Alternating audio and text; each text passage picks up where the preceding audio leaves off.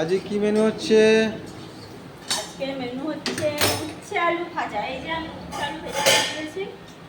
আর এইখানে হচ্ছে আমার আমের চাটনি। এখনকার দিনে একটু আমের চাটনি না হলে তো ভালোই লাগে না খেতে।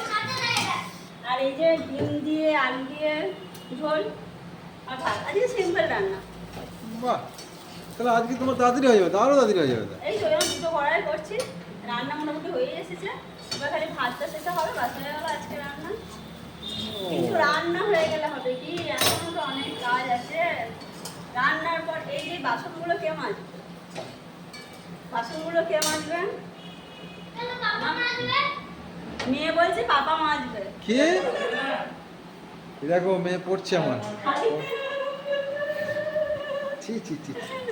মেয়ে ছি, ছি। গরম করছে প্রচুর। মেয়ে চান করবে, আমি চান করার টাইম হচ্ছে না। এই ঝোলটা বসিয়ে দিই, চান করে দেবো। আর এইদিকে দেখো চাটনিটা আমার দেখেই খেতেই মন হচ্ছে। চাটনিটা কেউ খায় না, শুধু আমিই খাই। ছেলে মেয়ে তো খায় না, পর একটু মুখে দেয়। আর আমি খাই।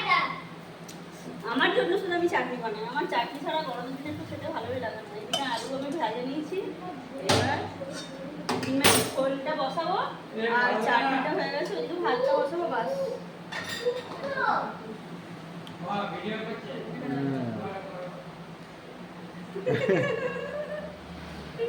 এখন ভিডিও হচ্ছে, হ্যাঁ, আজকের মেনু নিয়ে ভিডিও হচ্ছে, ঠিক আছে?